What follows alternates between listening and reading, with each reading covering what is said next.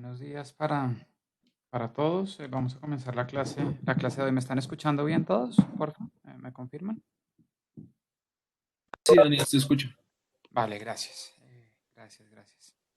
Pues voy a hacerles el resumen con base en las notas de clase que teníamos de la clase del martes, las notas que tomamos de la clase del martes. Recuerden entonces que como la introducción que hice la clase pasada es que hay, digamos, dos familias principales de modelos de crecimiento económico endógeno, crecimiento económico positivo y que se genera por dentro de los modelos endógenamente. Todas las que tienen que ver con capital humano, formación en el trabajo y habilidades de los trabajadores, que es, digamos, esa es la literatura que nació con el trabajo de Lucas del modelo de crecimiento basado en la acumulación de capital humano. Y segundo, una literatura, digamos, un cuerpo de la literatura mucho más grande que tiene que ver con los modelos de crecimiento basados en sectores de investigación y desarrollo que generan nuevas tecnologías, nuevos bienes intermedios de capital, como quieran llamarlos, que aumentan la productividad agregada de la economía. En esa familia están los tres modelos este que estamos viendo, el de Aghion y Howitt, y un poco el de difusión tecnológica endógena que vamos a ver después de Aghion y Howitt. Esos modelos, como casi todos los modelos de crecimiento económico endógeno, son modelos de dos o tres sectores. Y en el segundo sector, ahí empiezo como el resumen, en el segundo sector, en este modelo particular, lo que hace ese segundo sector de investigación y desarrollo es que crea nuevos bienes intermedios de capital. Y esto es importante que ahorita parece como inocuo lo que les estoy diciendo, pero es importante porque el siguiente modelo que vamos a ver es un modelo muy parecido a este, pero que no genera, en el sector de investigación y desarrollo no es que se generen nuevos bienes intermedios de capital, sino mejoras en la calidad del único bien intermedio de capital que hay. Este genera más cantidad de bienes intermedios de capital y el siguiente que vamos a ver hace mejoras en la calidad de los bienes intermedios de capital. Son explicaciones complementarias, probablemente la realidad es una combinación de las dos cosas, etc. Y una cosa que vamos a ver hoy al final es que digamos así como en Lucas, yo al final me detuve y les dije, miren, ¿cuál es la intuición de que en Lucas se genere crecimiento económico endógeno? Recuerden que era la complementariedad entre el capital físico y el capital humano y la reproducción del capital humano con retornos constantes en el capital humano. Acá, esto es importantísimo que lo entiendan porque es la intuición básica de este modelo. Lo que genera crecimiento económico en este modelo de Romer es la creciente especialización de los bienes intermedios de capital en los procesos productivos. Acuérdense, desde Adam Smith en economía estamos hablando de la especialización, en el caso de Adam Smith es la especialización del trabajo. Acá uno podría, yo no he visto esta explicación en ningún libro de texto o en ninguna explicación de Romer, pero yo creo que uno puede interpretar, ustedes verán si les parece buena esa interpretación, ustedes se formarán su propio criterio, pero yo creo que uno puede analizar el modelo de Romer como un modelo de que genera crecimiento económico endógeno eh, debido a la creciente especialización de los bienes internos de capital en los procesos productivos. Eso es básicamente, a eso lo vamos a retomar y van a verlo un poco más en detalle. Entonces, en el sector, empezamos un poco al resumen. En el sector de producción del bien final, vamos a asumir una tecnología de producción un poco distinta, recuerden. El producto final se produce, perdón la redundancia, combinando capital humano existente y bienes intermedios de capital, pero ya no hay solo una máquina o un bien de capital, sino que hay múltiples bienes de capital que se utilizan. En particular, en este modelo va a haber A sub T, bienes intermedios de capital que se utilizan en la producción del bien final, y ese A sub T va a ir creciendo en el tiempo. Esa va a ser la fuente de crecimiento en el tiempo. Y básicamente lo que hay ahí en esa integral es no se asusta por esa integral, es simplemente una sumatoria de bienes intermedios de capital que combinados con el capital humano producen el bien final. Entonces, X sub JT es la cantidad del bien intermedio J que utiliza la firma I en la producción del bien final. A sub T es el número de bienes intermedios de capital disponibles en el momento T y asumimos que todas las firmas I utilizan todos los bienes intermedios de capital disponibles en el mercado. No hay, digamos, un margen en el cual ellos dicen, utilizo este sí, este no, y uno podría incluirlo, pero no, acá no estamos viendo nada de eso. El problema como el problema de cualquier firma, el problema de las firmas productoras del bien final es maximizar ganancias y lo hacen a partir de las decisiones que toman en torno a contratar capital humano y contratar bienes intermedios de capital. vamos a asumir que el salario por unidad de capital humano es WT y P sub JT es el precio del bien intermedio de capital J en el momento T. Entonces, fíjense que como está escrita esa función de ganancias es el precio del bien final, que siempre en todos estos modelos macros se normaliza 1, por la cantidad producida del bien final de la firma I, lo que está en el primer término, menos el costo de contratar capital humano, WT por H, menos la suma de los costos de contratar bienes intermedios de capital. Por cada bien intermedio de capital XJ se paga un precio J y hay que sumar sobre todos los A sub T bienes intermedios de capital que utiliza la firma productora del bien, ¿vale? De ese problema de optimización o de maximización de ganancias se derivan dos condiciones de primer orden que básicamente lo que dicen intuitivamente es que esta firma productora del bien final va a contratar capital humano hasta el punto en el cual la última unidad de capital humano contratada sea exactamente, tenga una productividad marginal exactamente igual al costo de contratar, el salario de mercado. Y va a contratar cada uno de los bienes intermedios de capital, cada uno de los J bienes intermedios de capital, hasta el punto en el cual la productividad marginal del último bien intermedio de capital J, la última unidad del bien intermedio J contratado, sea exactamente igual a su precio. Y recuerden que ahí, básicamente, con estas dos condiciones de primer orden 1 y 2, extrae todas las ganancias posibles que hay en el mercado. Y recuerden que la ecuación 1 y la ecuación 2, esto no es de este modelo particular, esto es de todo micro de producción, toda la micro que tiene que ver con temas de producción. Estas condiciones de primer orden asociadas al problema de maximización de ganancias de una firma no se pueden entender, sino que son funciones inversas de demanda. Inversas porque está el precio en función de las cantidades. Si uno voltea las cosas y pone cantidades en función de precios, pues son básicamente las funciones de demanda por bienes intermedios de capital. Siguiente, el equilibrio en el mercado de capitales implica que el capital agregado a la economía es igual al número de bienes intermedios de capital que hay por la cantidad utilizada de los bienes intermedios de capital. Eso es casi que una condición de equilibrio en el mercado de capital y es la única fuente de capital que esto lo vamos a retomar al final. Al puro final retomamos esto para mostrar una cosa. Fíjense que de la ecuación 2, si la reescribimos como les decía antes, no el precio en función de las cantidades, sino las cantidades en función de los precios, lo que tenemos es la función de demanda por el bien intermedio de capital J de la firma I en el momento T.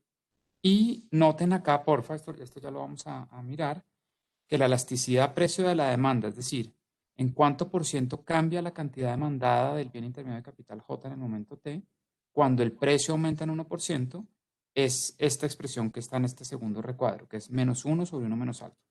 Y dado que alfa está entre 0 y 1, perdón, alfa está entre 0 y 1, entonces la elasticidad precio de la demanda por el bien intermedio XJ en el momento T va a estar entre menos 1 y menos infinito. Menos infinito, ¿vale? Dependiendo obviamente del valor que tome alfa, ¿vale? Entonces es una función de demanda elástica ante cambios en el precio. Es decir, ante un aumento de 1% en el precio, la cantidad demandada por el bien intermedio de capital XJ va a caer en más que menos 1%, si quieren. Esto puede ser menos 2%, menos 3%, menos mucho por ciento. Depende obviamente del valor de alfa. Obviamente entre alfa más se acerque a 1, más elástica va a ser la demanda por el bien intermedio J ante cambios en el precio del bien intermedio J.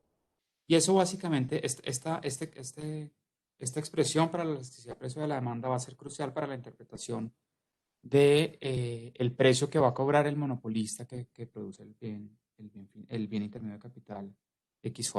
¿Hasta acá hay alguna pregunta? Hasta acá, esto es básicamente Daniel, caracteriza y dice todo sobre el sector de producción del bien final. Dale, Alexandra. perdón por interrumpirte. ¿La elasticidad está entre qué valores? Es que no Entre sé, menos 1 y menos infinito. no entiendo eso. ¿Cómo así entre -1? Mira, cuando tú aumentas el precio de un bien, esto es súper importante, perdón explicarlo de manera tan sencilla. Cuando tú aumentas, o hacer estas preguntas que parecen tan tontas en sexto semestre. Cuando tú aumentas el precio de un bien, la demanda por ese bien cae o aumenta normalmente. Ay, Cae. En cuánto cae, eso te lo dice la elasticidad de precio de la demanda. Ante un aumento de 1% en el precio, en cuánto cae la demanda, en menos 0.5%, en menos 1%, en menos 3%, en menos 100%, lo que sea, ¿vale? Ujú. Entre más negativa sea la elasticidad precio de la demanda, se habla que más elástica es la demanda por ese bien ante cambios en el precio. Y fíjate que como alfa está entre 0 y 1, la elasticidad precio de la demanda por definición va a ser elástica, es decir, ante aumentos de más de 1, perdón, ante aumentos de 1% en el precio, la cantidad demandada va a caer, o sea, va a tener un signo negativo mayor a 1%.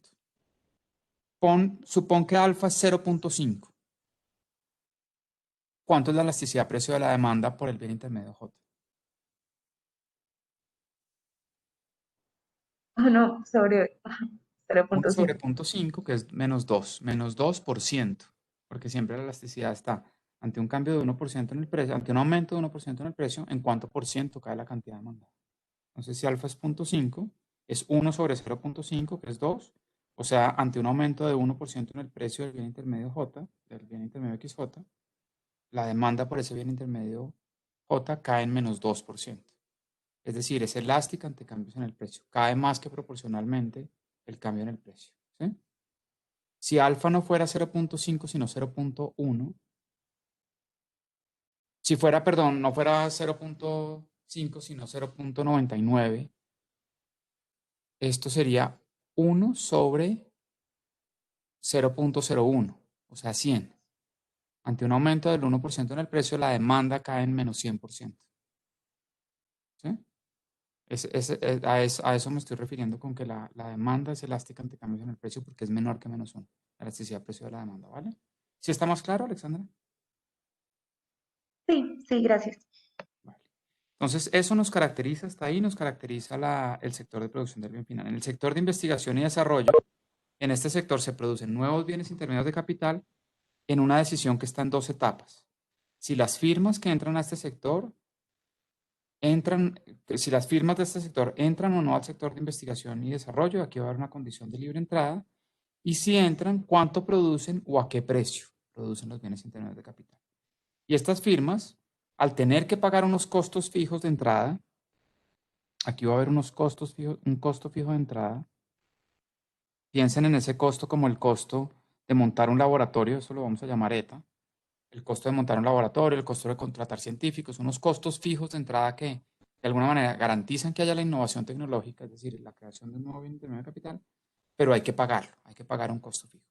Como hay unos costos fijos, hay un argumento para que las firmas que entren a este sector e innoven, es decir, y creen nuevos bienes intermedios de capital, puedan cobrar precios por el bien que producen por encima del costo marginal de producción.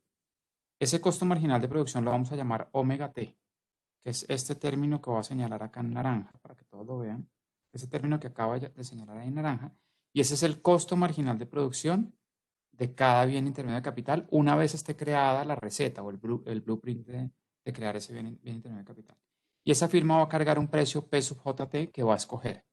Entonces, las ganancias de esa firma van a estar dadas por cuánto gana por unidad de XJ producido, que es PJ menos omega, por la cantidad producida, que es XJ, menos los costos fijos de entrada. Ese costo fijo de entrada en esa segunda etapa que estamos diciendo acá todavía no entra porque ahí no, el margen, digamos, P, no, P sub JT, el precio que va a cargar la firma, no afecta el costo fijo de entrada. El costo fijo de entrada lo tiene que pagar sí o sí la firma, independiente del precio que vaya a cobrar, ¿vale? Entonces, acá el único margen en la segunda etapa de decisión es, una vez ha entrado, ¿cuánto cobra por el bien intermedio de capital? Es independiente, ya está decidido que entró. Entonces ahí, dado que está decidido que entró, ¿cuál es el precio que va a cobrar? Y es digamos, el problema de maximización de ganancias de un monopolista, el problema clásico de maximización de ganancias de un monopolista, que es, ¿cuánto gano por unidad por el número de unidades que vendo menos el costo fijo de entrada?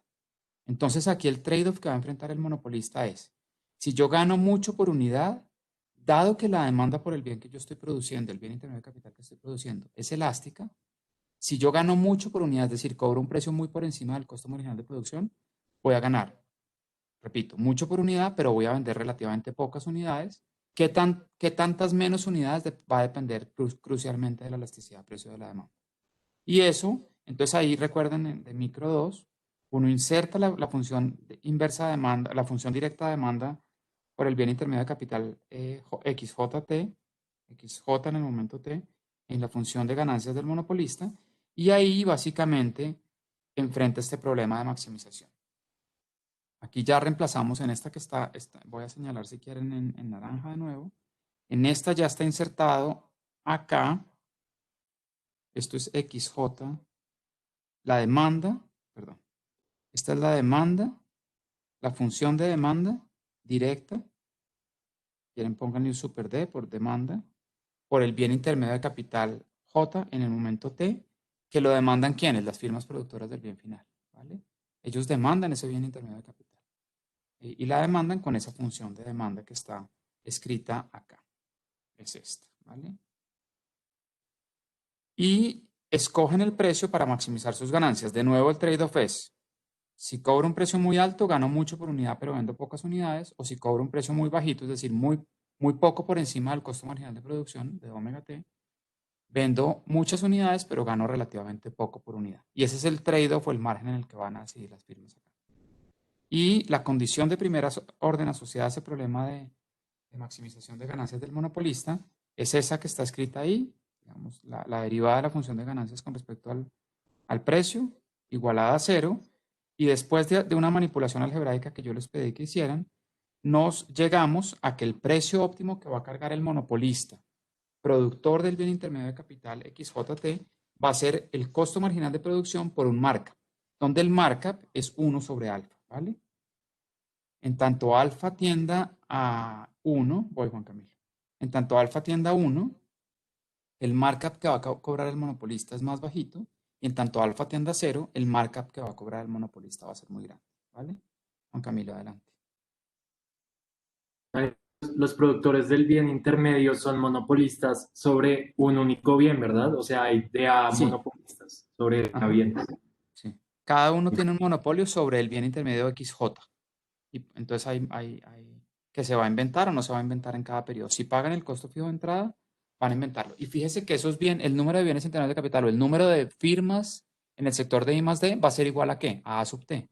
A tantas firmas como bienes intermedios de capital hay, ¿vale? Obvio, en la realidad hay firmas innovadoras que tienen patentes sobre, no sobre un bien intermedio de capital, sino sobre múltiples, pero tienen procesos productivos diferentes. No sé, hay firmas que hacen microchips para computadores y microchips para naves que van al espacio, no sé, no tengo ni idea de eso. Pero obviamente son firmas tecnológicas que en cada proceso productivo son monopolistas sobre el bien intermedio de capital que produce, ¿vale? Entonces, obviamente, uno puede asumir que una firma, un bien intermedio de capital, entonces va a haber A sub T firmas en el sector de investigación y desarrollo, ¿vale? Entonces, yo les pedí la clase pasada que derivaran, que hicieran el álgebra de esto, de este problema de maximización de ganancias, y fíjense que debieron haberlo hecho porque de repente en algún examen sale un problema así y ustedes tienen que, digamos, derivar el precio óptimo que va a cargar el monopolista. Ese es un problema súper sencillo que viene, que ustedes ya han visto antes en micro 2. Y el precio que va a cargar, el precio óptimo que va a cargar el monopolista y que maximiza sus ganancias de producir el bien intermedio de capital X sub JT es igual al costo marginal de producción que es omega sobre alfa. Y 1 sobre alfa es el markup. Les pedí que pensaran en la relación entre el markup que cobra el monopolista y la elasticidad precio de la demanda. ¿Quién quiere hablar sobre eso? ¿Quién quiere decir cuál es la relación que existe entre el markup que cobra el monopolista y la intuición de esa relación entre el markup y la elasticidad precio de la demanda por el bien intermedio J? ¿Quién quiere hacerlo?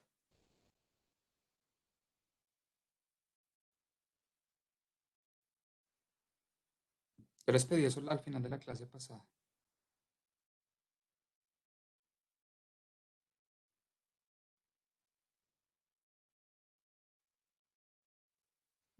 Juan Camilo, Montenegro. Pues lo que veo es que entre ese bien intermedio tengo una mayor elasticidad respecto a la demanda, el productor de ese bien podrá cobrar un menor marco. Exacto, exacto. ¿Y la intuición es cuál, Juan Camilo? ¿Está bien eso que usted acaba de decir? ¿Cuál es la intuición? Pues que en ese trade-off que usted mencionaba, pues entre mayor sea esa elasticidad, pues el monopolista va a ganar menos perdiendo unidades vendidas. Entonces prefiere un precio menor que estaría reflejado en el marco. Perfecto, perfecto. Perfecto, está bien lo que usted está diciendo. En otras palabras, es básicamente si la elasticidad precio de la demanda es muy grande, es muy negativa, o sea, es menos 5% y no menos 1,2%, ante cambios en el precio va a perder muchas unidades vendidas, entonces prefiere cobrar un markup relativamente más pequeño para no perder tantas unidades vendidas. Es decir, en la medida que la elasticidad precio de la demanda sea más alta, la reacción de la demanda ante cambios en el precio va a ser más grande y el monopolista prefiere irse por el lado de ganar menos por unidad, pero no perder tantas unidades vendidas. Eso es básicamente, dicho en otras palabras, lo que usted acaba de decir, Juan Camilo, que está bien la intuición. Vale. Entonces retomamos acá. Ese es el precio que cobra el monopolista, productor del bien intermedio de capital X sub J. Fíjense ¿qué supuesto estamos haciendo ahí sobre omega, sobre el costo marginal de producción?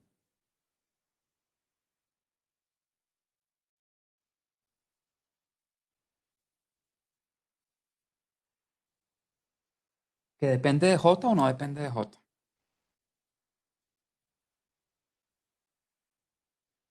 No depende de J.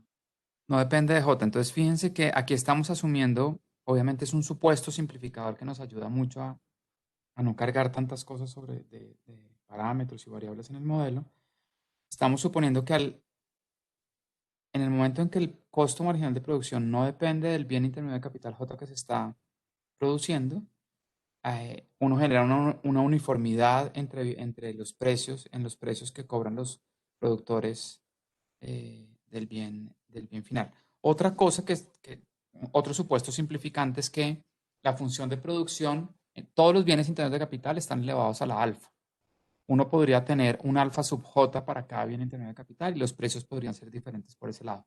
O podrían ser diferentes porque el omega de cada bien intermedio de capital fuera diferente. Simplemente acá les estoy señalando dos fuentes de heterogeneidad que son posibles y que no estamos asumiendo en este modelo porque complicarían mucho la álgebra. Obviamente, si uno va a llevar un modelo como estos a los datos, uno quisiera, digamos, meter esas fuentes de heterogeneidad para, digamos, en diferentes industrias mirar cómo se comportan diferentes cosas o para diferentes bienes intermedios de capital. Pero como este es un modelo por ahora teórico que alguien puede llevar a los datos o puede llevar o a calibrarlo, digamos, o a econometría, hacer estimaciones y pruebas de este modelo, estos dos supuestos simplificantes ayudan mucho a no complicar demasiado el álgebra. Obviamente, si uno quisiera calibrarlo, quisiera tener una cosa mucho más, con muchas más fuentes de heterogeneidad entre firmas o entre sectores, ¿vale? Entonces, fíjense que si reemplazando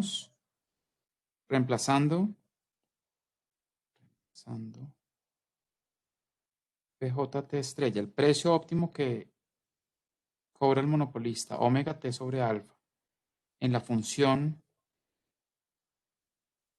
de demanda por bienes intermedios de capital, por XJT, la función de demanda, si quieren, que es la ecuación 3.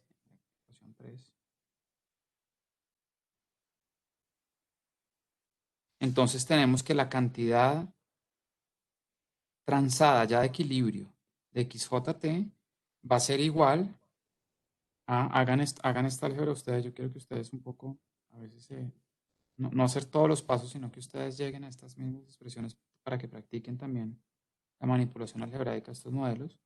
La cantidad de equilibrio, es decir, la cantidad transada efectivamente del bien intermedio de capital J en el mercado va a ser igual a esto.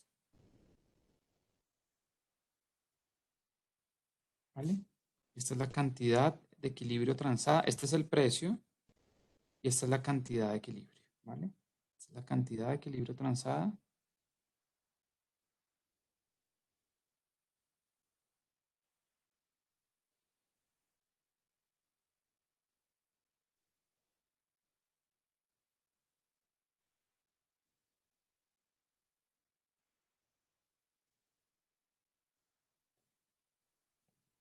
En equilibrio, ¿vale? Esto resuelve, fíjense, por inducción hacia atrás, como la decisión, fíjense que la decisión como en teoría de juegos, la decisión de las firmas productoras de bienes intermedios de capital está en dos etapas. Una, ¿entro o no? Esa no la hemos definido. Y si entro, ¿cuánto produzco? Como es en etapa, como es por etapas, uno siempre arranca por inducción hacia atrás, resolviendo la segunda etapa y luego se devuelve a la primera. Entonces, ya de lo que solucionamos acá abajo, cuánto cobro y cuánto produzco, ya está definida la segunda etapa. Y ahora nos devolvemos a la primera etapa, sabiendo cuánto voy a cobrar y cuánto produzco. En la primera etapa, el monopolista, esta firma del sector de investigación y desarrollo debe decidir si entra o no. ¿Cuál es el valor presente? En la primera etapa de decisión. Si hay preguntas, porfa, pueden detenerme y preguntarme, ¿vale? En la primera etapa de decisión, la decisión es entrar o no al sector de investigación y desarrollo, que es básicamente pagar o no el costo fijo de entrada. Obviamente el que paga el costo fijo de entrada entra, ¿no?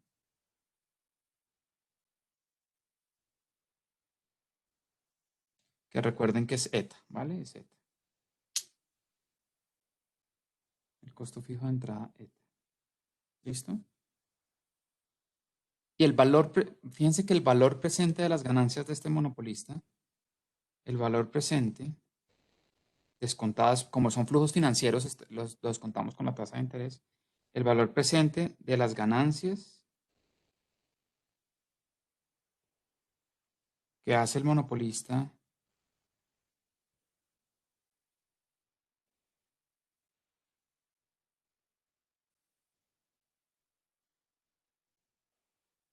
que produce XJT es el siguiente.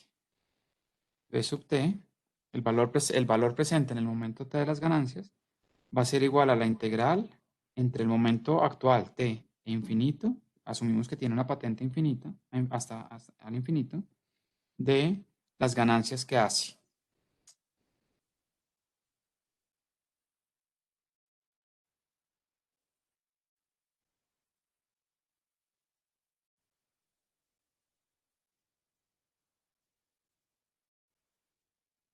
Donde R es en este caso la tasa de interés.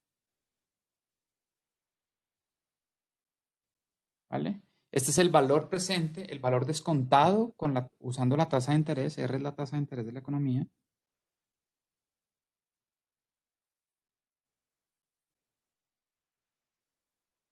Que es la que se usa para descontar el flujo futuro de ganancias, el flujo periodo a periodo de las ganancias que obtiene el monopolista. Fíjense entonces que reemplazando en esa función, en ese valor presente de las ganancias que hace el monopolista, estas son las ganancias que hace en cada momento del tiempo.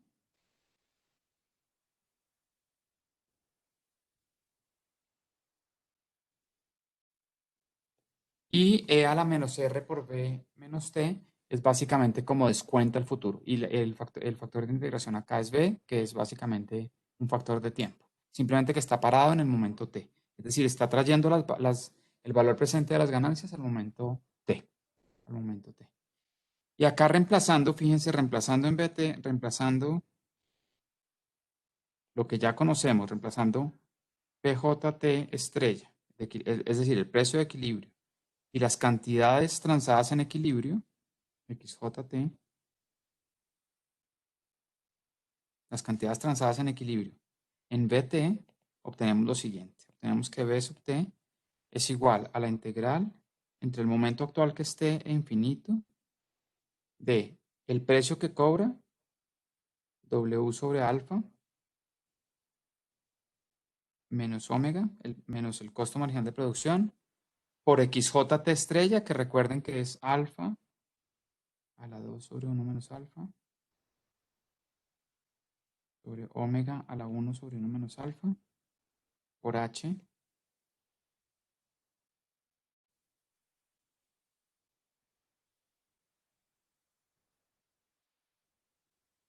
¿Listo?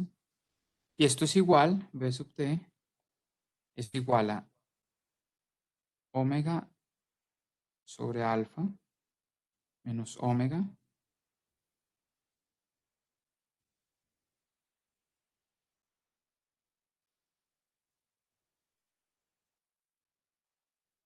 Juan Camilo.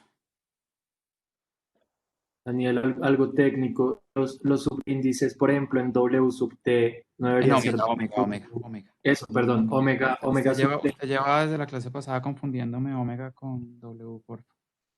Sí, sí, hay el subíndice de omega sub T, no debería ser Sí. omega sub B, por lo que es Sí, DB ya voy a hacer el supuesto. Vamos a asumir que omega sub t es igual a omega para todo t. Gracias, Juan Camilo. Está perfecto lo que usted acaba de decir. Vamos a asumir que el costo marginal de producción no cambia en el tiempo, ¿vale?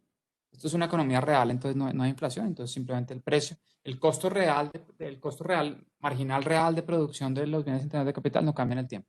Se tiene toda la razón en lo que está diciendo, ¿vale? Está bien lo que está diciendo. H. Y el capital humano tampoco, ¿no? El capital humano no cambia en el tiempo.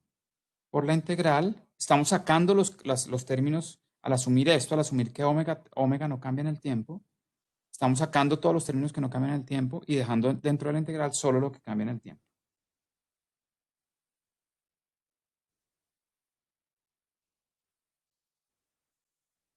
Y esta integral, cuál es la solución a esta integral? ¿Recuerdan de cálculo 1 o 2? No sé, no recuerdo en qué cálculo se ve esto. Repasen un poco cálculo y esto es 1 sobre R. La solución a esta integral, ¿vale? Entonces V sub T, el valor presente de las ganancias, es igual a omega, vamos a asumir que no cambia en el tiempo,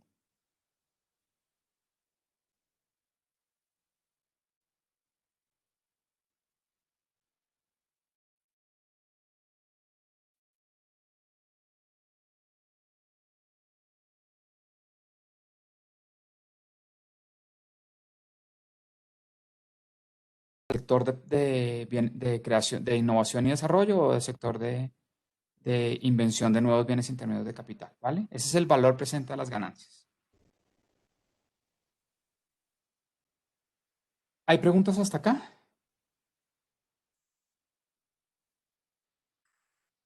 ¿Está claro lo que estamos haciendo para todos? Si algo no está claro, por favor, pregunten, porque este modelo algebraicamente no es tan complicado, pero sí es importante que lo entiendan, Juan Camilo. El factor de descuento termina siendo 1 sobre R y no 1 sobre 1 más R como normalmente. No, lo que da la solución a esa integral es 1 sobre R. Esto es tiempo continuo, no tiempo discreto, ¿no? En Listo. tiempo discreto es 1 sobre 1 más R, pero el factor de descuento no es así, sino que es sobre una sumatoria. ¿Cuál es el término, Juan Camilo, que aparece en esa sumatoria? ¿E a la menos R por B menos T o otra cosa? Si No usted, mejor solo dicho, RP. para responderle formalmente lo que usted está preguntando, si no lo tuviéramos en tiempo continuo, sino en tiempo discreto, sería una cosa así. La sumatoria desde T igual a B igual a, perdón.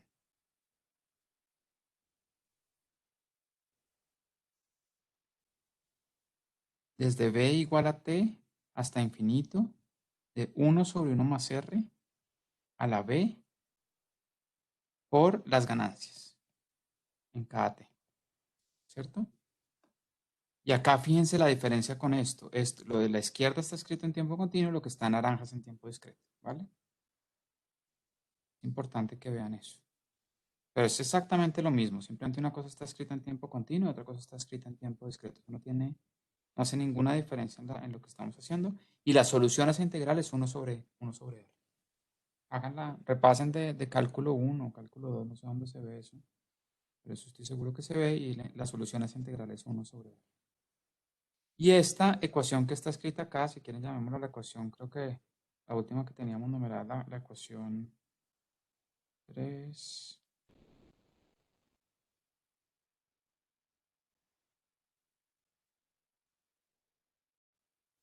Llamemos esta la ecuación 4.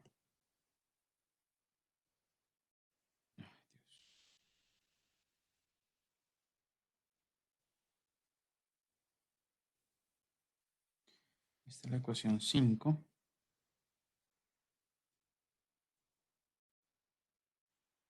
Esta es la 6. Acá lo que tenemos es, fíjense que periodo a periodo el monopolista productor de bienes que decide entrar al sector de investigación y desarrollo hace unas ganancias que son estas, las que están acá, digamos, resaltadas debajo de este corchete, ganancias en cada momento del tiempo. Y esas ganancias, periodo a periodo, las tiene que traer a valor presente para saber si yo entro, cuántas ganancias voy a hacer a futuro. Como en cada periodo del tiempo voy a hacer un flujo de ganancias en cada periodo del tiempo, yo las traigo a valor presente descontándolas por la tasa de interés, que es el costo de oportunidad de mis recursos financieros. ¿Por qué las traigo a valor presente utilizando la tasa de interés? ¿Quién me dice eso?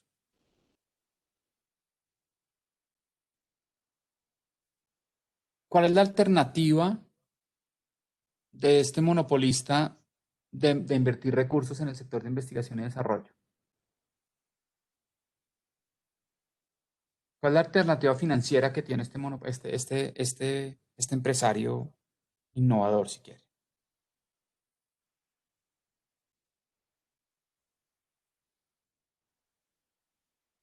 Si la inversión es igual al ahorro, la alternativa no sería consumir. No, no, no. La alternativa a meter plata en el sector de investigación y desarrollo es ¿cuál? Meterla en un banco a una tasa de interés R, ¿no? Entonces es la tasa a la cual yo descuento el flujo de ganancias futuros, porque es mi costo de oportunidad de los recursos financieros que yo tengo. Obviamente el banco va a devolverla al sector de investigación y desarrollo, porque es la única fuente de inversión en capital, la única fuente de ahorro, el único uso del ahorro doméstico es la inversión doméstica y la inversión acá se da en bienes intermedios de capital, como la inversión en el modelo de Solo o Ramsey se da en bienes de capital. Acá es en bienes intermedios de capital, que es lo que hay, ¿vale? ¿Listo? Yo no sé si ustedes están entendiendo o no, pero no veo muchas preguntas, Alexandra. Dale. Daniel, no entendí dónde O sea, si no hay salió. preguntas, perdóname, Alexandra, si no hay preguntas, yo asumo que ustedes están entendiendo, ¿vale?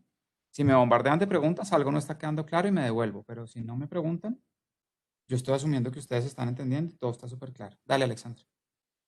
No entendí dónde salió esa función de valor presente de las ganancias. Como que entiendo que una parte es de, pues, de la maximización, como la parte P menos, no sé cómo Omega, se llama, omega, omega. por las cantidades producidas, pero primero no sé a dónde se va el costo fijo. Ah, bueno, esas no son las, bueno, no sé. No, todavía no está. Ya lo vamos a meter el costo fijo. Ajá. Ya, Sí, como el que no costo. entiendo dónde sale esa integral. Ah, no, la integral es básicamente porque estás trayendo. Fíjate que la integral es una integral es una suma, no se preocupen porque sea una integral, es simplemente una suma de qué? De todas las ganancias que voy a tener parado en el periodo T a futuro.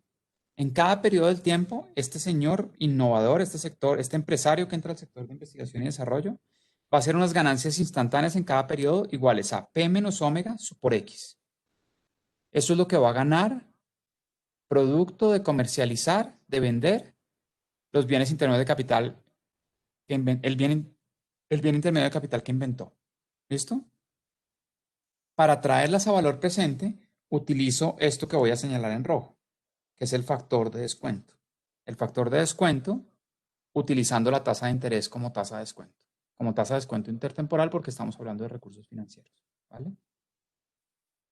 Entonces traigo a valor presente un flujo de ganancias futuras y esta es la forma de hacerlo normalmente, con digamos, un costo de oportunidad de los recursos financieros que estoy invirtiendo, que es la tasa de interés, que estoy invirtiendo obviamente en el sector de investigación y desarrollo. Entonces, supongo que este señor la economía tiene 10 periodos y en cada periodo hago 10 dólares de ganancia. Entonces, traigo 10 dólares en cada uno de los 10 periodos siguientes a valor presente. ¿Cómo los descuento? Con esto que está en el corchete rojo, en tiempo continuo. Esa es la forma de descontar un flujo de ganancias futuras en tiempo continuo. Trayendo a valor presente con un costo de oportunidad de los recursos financieros que es igual a la tasa de interés, que es igual a la alternativa que yo tendría de inversión metiendo la plata a un banco. Y eso es lo que me rentaría. ¿Sí? Listo. Y luego cuando yo ya la tengo como bonita, la última, las 6, Ujú. ¿cómo que puedo decir de esa? Ah, bueno. Entonces, esto es simplemente esta es la expresión para el valor presente del flujo futuro, el, el valor presente del flujo de ganancias futuras del monopolista productor de bienes intermedios de capital. ¿Sí? Esa es la interpretación. Esto es una cantidad de recursos, no sé. 70 millones de dólares.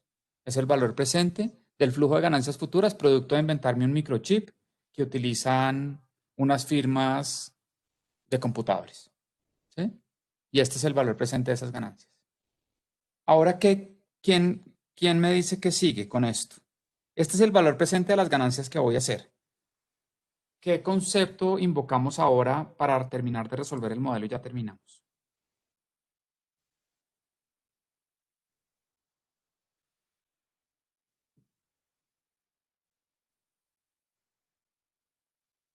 El costo fijo solo se paga una vez para entrar. Sí, solo se paga una vez. Por ahí es el tema, Juan Camilo. Entonces, ¿acá qué invocamos? Una pregunta, ay no, yo no querría que eso fuera mayor al costo fijo. No, no puede. Ahí está el punto, Alexandra. Los dos, Juan Camilo y Alexandra, me están diciendo para dónde vamos. Lo que invocamos acá es una cosa que se utiliza siempre en estos modelos, que es una condición de libre entrada.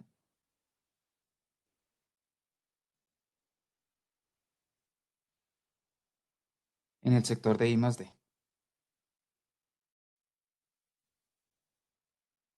¿Listo? Acá, ¿qué es lo que está pasando? Hay unos inversionistas, unas firmas que deciden o no, o deciden no meterse en el sector de investigación y desarrollo. Si la tasa de interés, si el costo fijo de entrada, hagámoslo así, que es más interesante. Si el costo fijo de entrada es más bajito que el flujo descontado de ganancias futuras, ¿qué va a pasar? O sea, si lo que yo tengo a hoy, esto es súper importante, esto les cierra todo el modelo, digamos, esta es la ecuación de cierre del modelo. Como inversionista, yo digo, el flujo descontado de ganancias futuras que yo tengo, si me invento este microchip, o sea, si yo pago ETE y me invento este microchip, es 70 millones. Perdón. El flujo descontado de ganancias, no sé si lo dije bien, perdón, de pronto sí. Si el flujo descontado de ganancias futuras a valor presente en el momento T, que yo hago si me invento ese microchip es 70 millones de dólares y el costo fijo de entrada es 50 millones de dólares, ¿qué va a pasar? Invierto, ¿no? Invierto. ¿Y qué hago para invertir? ¿A dónde voy? Al mercado de bienes intermedios. No, al mercado, a un mercado. ¿A cuál mercado voy? Investigación y desarrollo. Investigación y Al desarrollo. mercado financiero. ¿Y voy por qué? ¿Por cuánta plata voy al mercado financiero? ¿Por Si me esta? entienden esto, entienden el cierre del modelo, porfa. Yo a veces no insisto en algunas cosas, pero cuando insisto en algo es porque es crucial. Si yo tengo un flujo, un V sub T, un flujo descontado de ganancias futuras de 70 millones de dólares, y el costo fijo de entrada para hacer la innovación que me va a dar ese flujo de ganancias futuras descontados de 70, ¿yo qué hago? Voy al mercado financiero y pido 50 millones de dólares. ¿Sí? Si ese mercado financiero dice, uy, hay un montón de gente viniendo por esos 50 millones de dólares, porque se van a ganar 70, ¿yo qué empiezo a hacer como mercado financiero? En esa condición de equilibrio en el mercado financiero, ¿qué va a pasar? No, porfa con audio porque yo no alcanzo a leer tantos chats con audio. Pues pienso subir R. ¿Ah? Empiezo a subir R, la tasa de interés. Exacto. Y ahí entonces, ¿cuál es la condición de libre entrada? ¿Cuándo la tasa de interés se equilibra? ¿Por ahí vas bien? ¿Cuándo qué pasa? Cuando R es igual a BT, No, casi. ¿Cuando BT es igual a qué? ¿A 50 por R? No, Pues, a en ETA. este caso. Ahí para de llegar gente. Ahí no cambia R.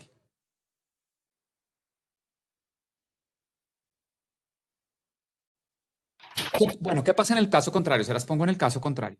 ¿Qué pasa si yo tuviera que pagar 70 millones de dólares por entrar, pero el flujo descontado de ganancias futuras fuera solo 50 millones de dólares? ¿Quién va al mercado financiero por esos 70? Nadie. Nadie porque no van a recuperar ETA, no van a recuperar los 70. Con 50 no recuperan los 70, entonces nadie va. Entonces, ¿qué hace el mercado financiero? Empieza a bajar la tasa de interés. ¿Sí?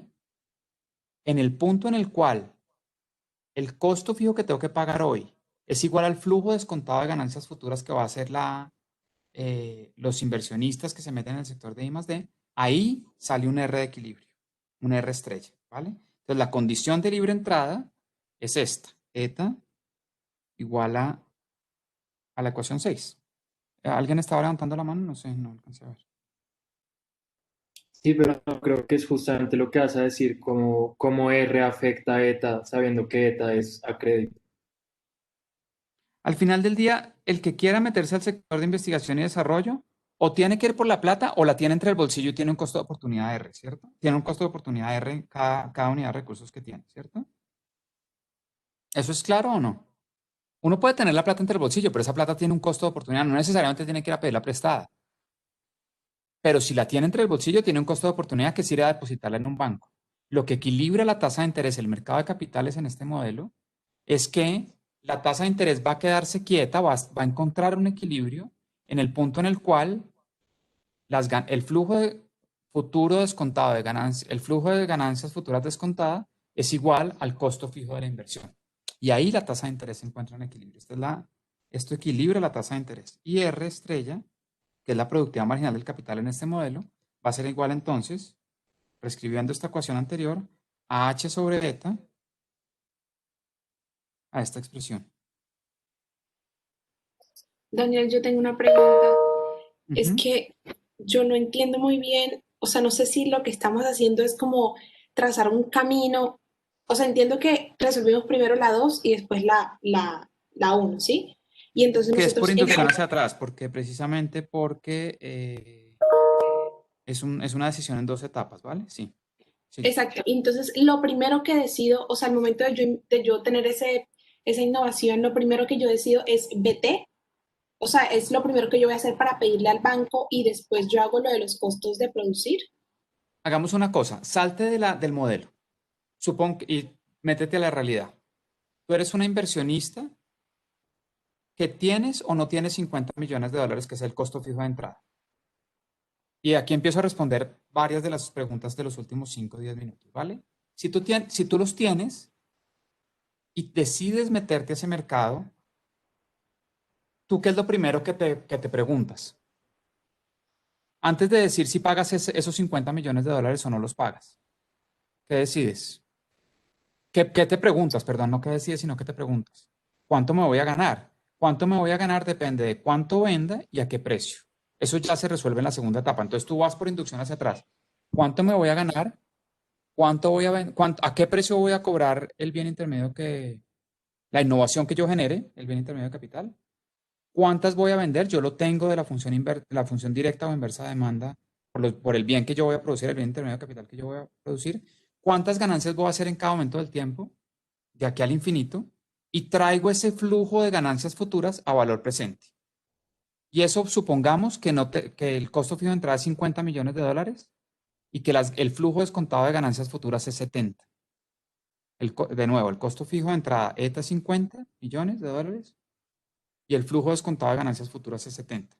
Si eso es así, ¿la gente va a ir al mercado financiero por recursos o no va a ir? Sí va a ir, porque Sí va cuesta. a ir porque hay una diferencia de 20 millones de dólares entre lo que yo tengo que pagar y el flujo descontado de ganancias futuras. Entonces van a ir al mercado. Y cuando se genera una demanda mayor que la oferta de capital, ¿qué pasa con la tasa de interés? Sube. Y empieza a subir hasta que el costo financiero de esos 50 millones de dólares ya no es 50, sino que lo empiezan a subir a 55, 60, etcétera. ¿Cuándo para de subir la tasa de interés? Cuando el flujo descontado de ganancias futuras es exactamente igual al costo fijo de entrada. Y ahí la tasa de interés encuentra un equilibrio, es decir, una situación en donde no va a haber más o menos gente tratando de entrar por a pedir ese ETA, a pedir los recursos financieros para entrar al sector de investigación y desarrollo. Y esa es la intuición de que se equilibre, digamos, de que la condición de libre entrada sea esta que voy a señalar acá. Que el flujo descontado de ganancias futuras es exactamente igual al costo fijo de entrada a este sector. Y eso se conoce en la literatura, en esta literatura de innovaciones o de entrada de firmas, como una condición de libre entrada a un sector en este caso, en el caso de este modelo particular, a un sector de investigación y desarrollo, donde hay un flujo descontado de ganancias futuras, pero hay un costo fijo de entrada. Con esto, en últimas, ¿qué estamos diciendo? Que ¿Que esto cuánto es? Esto que está en este recuadro. ¿Es igual a cuánto? En equilibrio.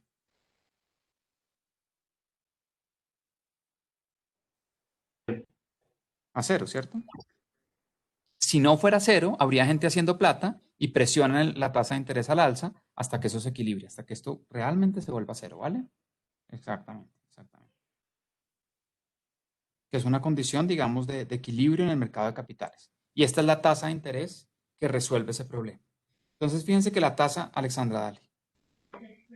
Es que no sé por qué, es que para mí eso era una T antes, o era una R siempre.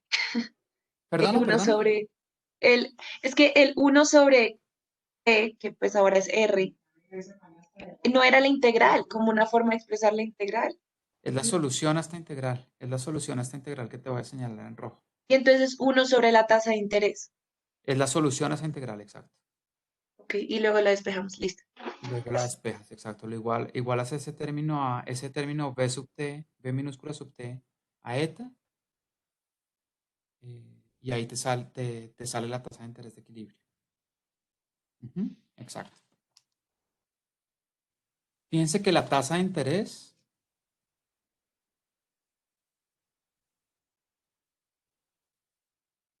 ay, Dios, perdón.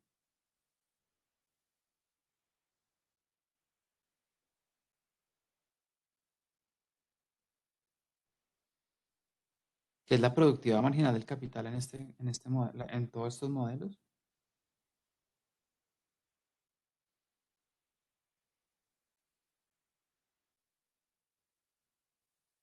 Es mayor, va a ser mayor, en tanto mayor sea el capital humano de la economía.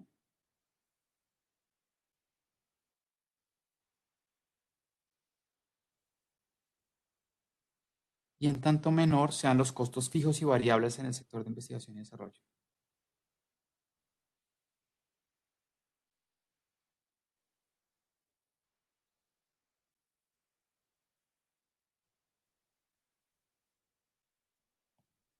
Fijos eta y variables omega.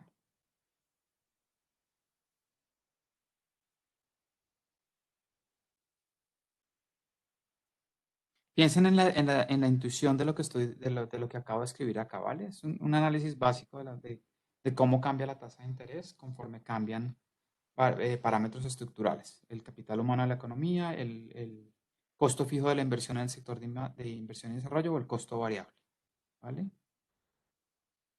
Juan Camilo, adelante. La tasa de interés sube con el capital humano, por lo que el capital humano y el capital físico son factores complementarios. Exactamente, exactamente, sí. Ujú, exactamente por eso. Exactamente por eso. Interesante que piensen en el modelo de Lucas acá, ¿vale? No sé si hay más preguntas. ¿Alguien tiene más preguntas?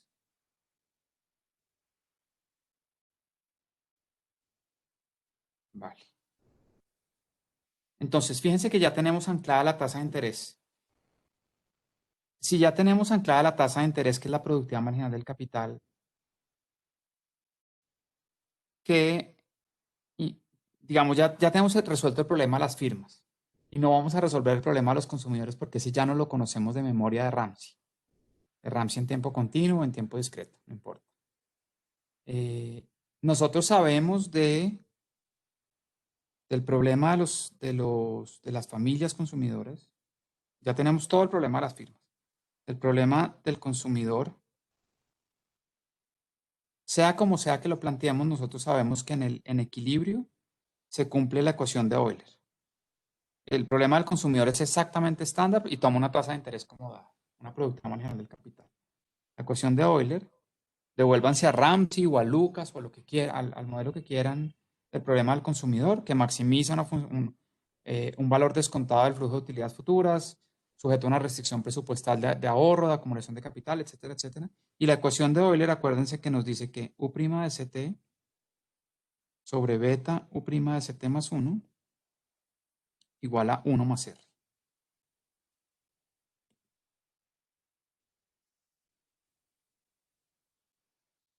Esta es la tasa marginal de sustitución igual a la tasa marginal de transformación. uno puede plantear todo el modelo, repetirlo, pero es una repetición de lo mismo que habíamos visto en Ramsey. Simplemente que el sistema productivo es diferente en esta economía, diferente al de Ramsey o al de Fisher o al de Lucas, ¿vale? Es un sistema productivo que está caracterizado por todo lo que hicimos hacia arriba. Si asumimos una forma funcional, si asumimos que UDC es igual al logaritmo de CT, una forma funcional sencilla, entonces nosotros sabemos que CT más 1 sobre CT es igual a beta por 1 más R. ¿Listo? Y asumimos también que, y ya tenemos cuál es la tasa de interés de equilibrio de esta economía. El consumidor toma la tasa de interés como da, ya la anclamos. Entonces nosotros sabemos que CT más 1 sobre CT menos 1, que es gamma, que es la tasa de crecimiento del consumo, va a ser igual a beta por 1 más R estrella menos 1. ¿Listo? Si R es constante, si R, que ya la hallamos, R estrella es una constante, fíjense, aquí está el quid de todo el asunto de este modelo. R estrella es esto que tenemos acá. ¿Esto cómo es? ¿Esto cae conforme aumenta el capital o no de la economía? ¿O es una tasa de interés constante?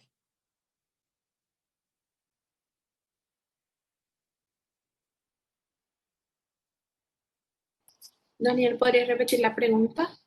Sí, la pregunta, fíjense, devuélvanse a Ramsey. ¿Cuál era el problema en Solow y en Ramsey? Que la tasa de interés, el motor de crecimiento que en Ramsey o en Solow era la acumulación de capital físico. Y aquí yo cojo y tomo todo lo que hemos visto en el curso, si quieren, para que ustedes vean cuál es el quid de todos los modelos de crecimiento económico, de todos, desde los exógenos, los endógenos, los semiendógenos, los que quieran. Todo está en si el motor de crecimiento económico se apaga. En Solow y en Ramsey se apagaba porque los retornos a la acumulación de capital caían en el tiempo y caían producto de que el único factor acumulable se reproducía con rendimientos marginales decrecientes en el factor acumulable. ¿Se acuerdan de eso o no? De Solow y Ramsey. Eso es básicamente Solow y Ramsey. El motor el crecimiento de la economía se apaga, tiende a cero, precisamente porque los retornos marginales a la acumulación de capital van decreciendo en el tiempo. Luego, solo con progreso técnico decía, bueno, pero hay un factor que crece, que es complementario al capital físico y hace que la tasa de interés no caiga y va a haber un crecimiento económico endógeno. En Lucas, fíjense que las complementariedades, como decía Juan Camilo hace un rato, las complementariedades entre el capital físico y el capital humano, hacían que las dos cosas se acumularan par y paso y que la tasa de interés no cayera en el tiempo, ¿vale? No cayera en el tiempo. Y eso hacía de alguna manera que el motor de crecimiento económico no se apagara. Acá, fíjense que obtenemos una tasa de interés que es constante,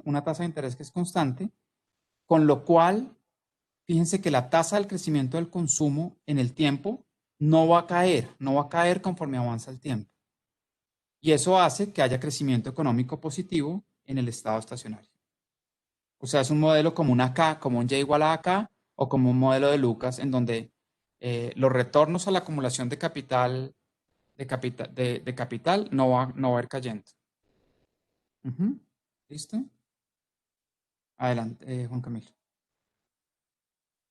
Entonces, el capital humano en este modelo no depende de ninguna forma del capital físico, pues, o sea, no están interconectados como de alguna forma para que la tasa de interés cambie con el capital físico. No, aquí no hay acumulación de capital humano. O sea, fíjense que esa es una buena pregunta, porque fíjense que en Lucas, digamos lo que había detrás, usted mismo lo dijo creo que fue usted mismo el que lo dijo hace un rato. La fuerza que hacía que no se agotara el motor de crecimiento económico era que el capital humano y el capital físico se acumularan en el tiempo a la par y paso. ¿Vale? Acá es diferente. Aquí el capital humano no está creciendo en el tiempo, el capital humano de la economía es fijo. Entonces, cuál es la intuición de que la tasa de interés? Y el que me pueda responder esto está entendiendo perfectamente de qué se trata este modelo. ¿Cuál es la fuerza que está haciendo que la tasa de interés no caiga?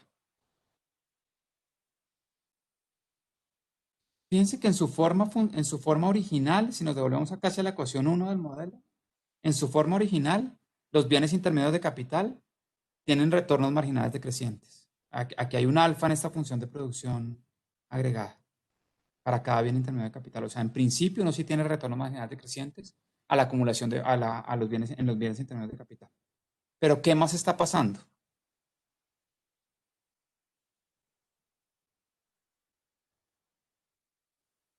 Rendimientos del capital humano aumentan a medida que voy acumulando. Pero es que no hay acumulación de capital humano. El punto acá es que la explicación es diferente a Lucas porque aquí no hay acumulación de capital humano. Aquí el capital humano no cambia en el tiempo, estamos asumiendo que es fijo en el tiempo, no hay ningún proceso de acumulación de capital humano. Fíjense que lo que está pasando, y aquí yo es donde les digo que la interpretación del crecimiento económico en este modelo es la creciente especialización de los bienes intermedios de capital. Es decir, conforme se generan nuevos bienes intermedios de capital, el capital agregado de la economía, si quieren lo hacemos de una vez. Ustedes tienen, y esta es una cosa que yo no he visto en los libros de texto, el modelo de Romer explicado así. Si ustedes tienen XJT, la función de producción en función de cada bien intermedio de capital, ustedes tienen una función que es así, con rendimientos marginales decrecientes, ¿vale? Si ustedes tienen el capital agregado a esta economía,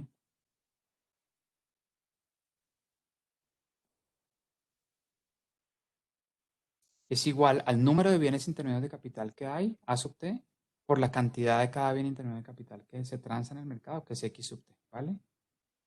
Conforme aumenta A, entonces de alguna manera XT de esta ecuación es KT sobre AT, ¿vale? Cuando aumenta A, aumenta el número de bienes intermedios de capital que hay disponible en el mercado.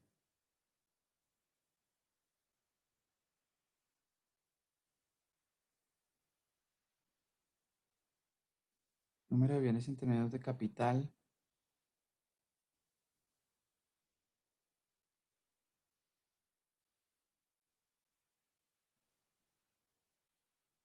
en el proceso productivo, que se utiliza en el proceso productivo.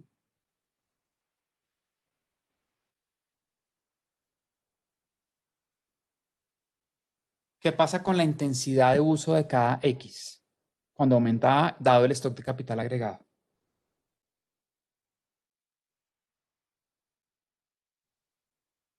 Fíjense que ustedes tienen una situación inicial donde tienen, no sé, un número A minúscula de bienes intermedios de capital. ¿Cuál es la productividad marginal de XJ en este punto? Es esta, ¿cierto? Está pendiente. Conforme aumenta A, la intensidad de uso de cada bien intermedio de capital, fíjense que acá esto lo estamos haciendo sobre XJT. La intensidad de uso a AT', de AT a AT', con AT' mayor que AT, es decir, el número de bienes intermedios, dado el stock de capital, el número de bienes intermedios de capital que se utiliza es mayor. Fíjense que la economía entra en una especialización de los bienes intermedios de capital que hacen que cada bien intermedio de capital se opere con una productividad cada vez más alta, una productividad marginal cada vez más alta. A eso es a lo que yo me refiero con que el modelo de Romer se puede entender como un modelo de creciente especialización de los bienes intermedios de capital. En otras palabras, a mi juicio, Romer es una reinterpretación del concepto básico de Adam Smith de especialización del trabajo para bienes de capital. Es decir, una cosa es producir camisas con dos máquinas que en el margen operan con una productividad marginal relativamente bajita, a producir camisas con muchas máquinas, cada una de las cuales se especializa, se vuelve muy especializada en una parte de la producción de camisas. Y con lo cual, en esa creciente especialización de las máquinas, en la producción de camisas o de lo que ustedes quieran, de computadores, de teléfonos inteligentes, lo que quieran, hace que la economía cada vez opere con una productividad marginal de los bienes intermedios de capital que es cada vez más alta. Y eso compensa, aquí está el paralelo con Lucas, eso compensa el aumento del capital. Es decir, el capital va a estar creciendo en el tiempo, lo cual haría que en principio la productividad marginal del capital cayera. Pero con el aumento del capital también están creciendo el número de bienes intermedios de capital y hace que se compense esa productividad marginal decreciente con una creciente especialización de los bienes intermedios de capital. En Lucas, ¿cuál es el paralelo? ¿Quién me dice el paralelo con Lucas, que ya lo hemos repetido hoy un par de veces y cuando vimos Lucas también lo hablamos?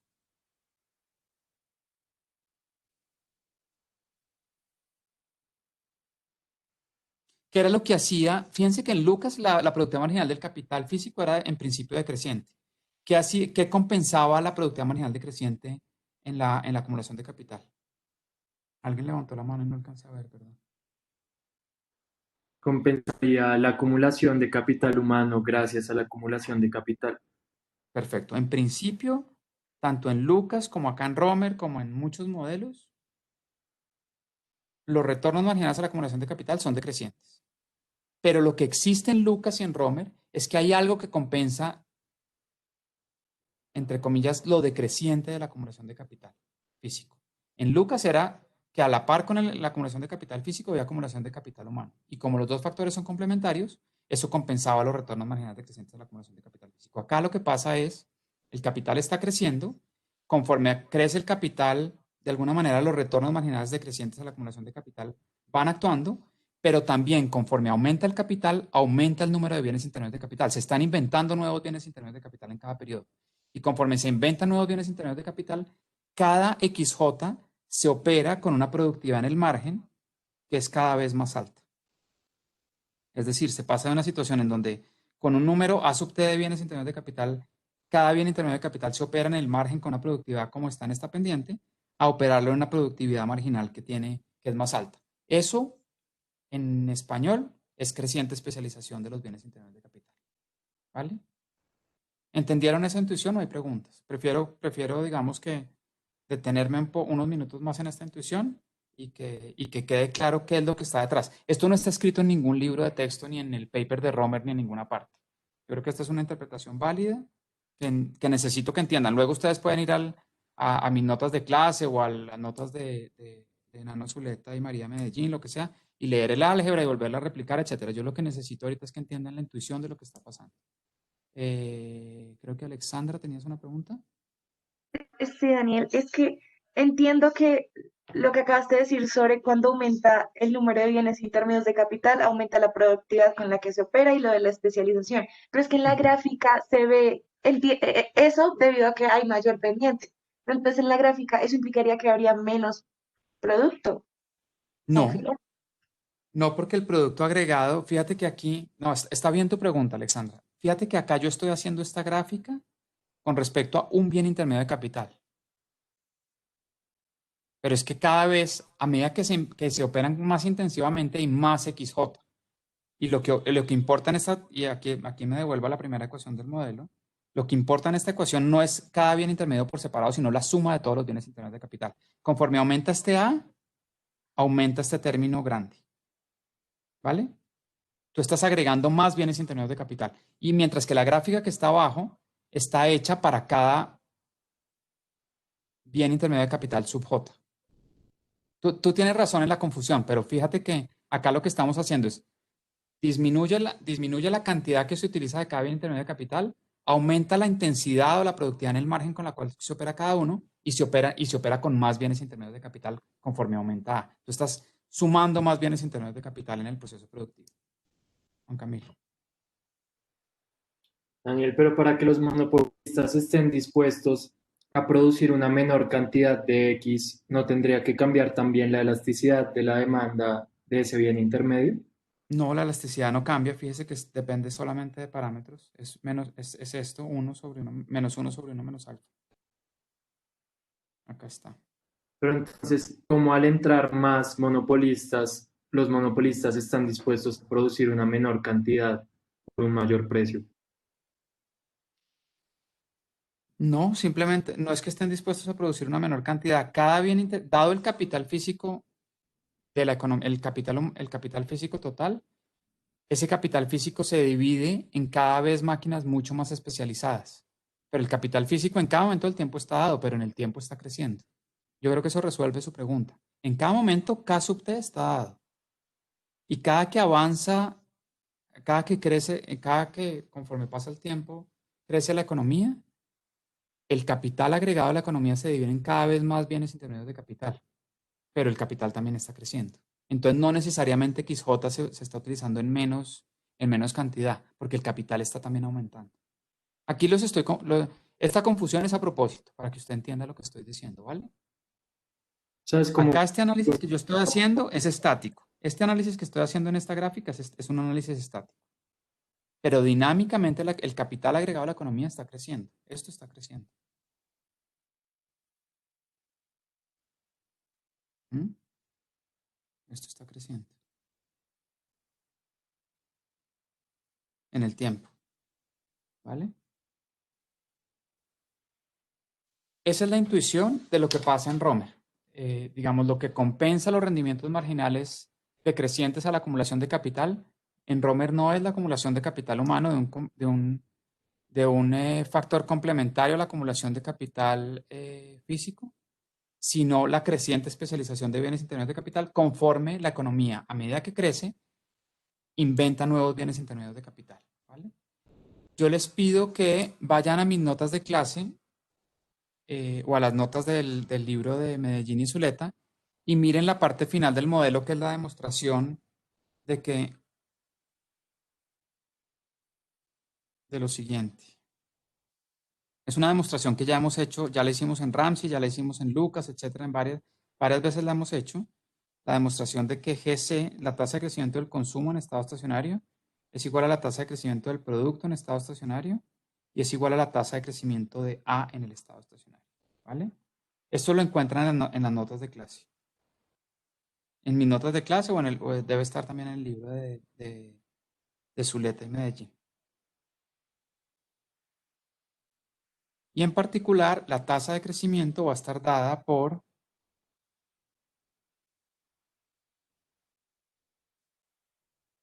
en estado estacionario, va a estar dada por 1 más R sobre 1 más beta, 1 más ρ, perdón, menos 1. Y en particular, la condición la condición para que es G sub C en estado estacionario, que va a ser igual a G sub Y igual a G sub A en estado estacionario, sea mayor que 0, es de nuevo que R, que es constante, sea mayor que ρ. Y en particular, R en nuestro modelo es constante. A lo que me referí en los últimos 15 minutos de la intuición económica de lo que está pasando detrás de este modelo, que no es un factor complementario que también se acumula, sino la creciente especialización de bienes intermedios de capital, es lo que lleva a que la tasa de interés no caiga conforme avanza el capital. Se está generando más capital, entra la fuerza de los rendimientos marginales decrecientes, pero con el aumento del capital también aumentan los bienes intermedios de capital, el número de bienes intermedios de capital que se utilizan, con lo cual se compensa los retornos marginales decrecientes en la acumulación de capital. Porfa, es importante, aquí está el álgebra hecha, es importante que vayan a la intuición y que entiendan bien la intuición. Si alguien no entiende la intuición, pues es importante que lean las notas de clase o el paper de Romer o revisen las grabaciones de las clases, porfa. Bueno, con esto terminamos básicamente el modelo de Romer. La clase entrante vemos el modelo de Aghion y Howitt, que es un modelo similar a este con algunas cositas distintas. Porque no es un modelo de crecimiento basado en la expansión del número de bienes intermedios de capital, sino en la calidad de los bienes intermedios de capital. Y también hay procesos de investigación y desarrollo, de innovación tecnológica, etc. Daniel, yo tengo una pequeña pregunta. Dale. ¿Podrías explicar de nuevo cómo es que nosotros entendemos la especialización acá? Tú dijiste de que era como la especialización Adam Smith, pero que cada persona está especializada en hacer algo en particular. No entiendo muy bien. Recuerda que Adam Smith es que cada persona, que una persona no haga todos los pasos de producción de un alfiler, desde recoger, no sé, ir a las minas a recoger el metal, luego extraerlo, o el siguiente paso es hacerlo, digamos, calentarlo, el siguiente paso es pulirlo y el siguiente paso es ponerle una cabecita a un alfiler, sino que una persona no haga absolutamente todo, sino que cada persona haga cada paso, con lo cual se vuelve más eficiente en el margen en hacerlo. Acá, ¿qué pasa? Acá, los bienes intermedios de capital, hay muchos bienes intermedios de capital que se utilizan en la producción del bien final. Y conforme se utilicen más bienes intermedios de capital, cada bien intermedio de capital se especializa más, que no es otra cosa que decir lo que está en esta gráfica, que es que opera con una productividad marginal más alta, porque se vuelve más especializado en el paso en el cual se está especializando el proceso de producción del bien final. ¿ok? Es difícil, es más difícil explicar esto, digamos, que el ejemplo de Adam Smith, donde una persona, es la misma persona la que va a la mina del metal, extrae el metal, luego lo transporta hacia una fábrica, luego lo calienta, al calentarlo lo pule, luego le pone la cabecita al alfiler. Lo pule en forma de alfiler y le pone la cabecita al alfiler, como explicaba Adam Smith. Acá piensa en eso, pero para máquinas. Máquinas que cada vez que se generan nuevas máquinas, cada máquina está más especializada y la mayor especialización hace que opere con una rentabilidad del margen que es mayor. Ese es básicamente el paralelo con lo de la especialización del trabajo, pero acá con especialización del capital. Listo, Daniel, gracias. Vale, nos vemos entonces el próximo martes. Que estén bien todos. Chao.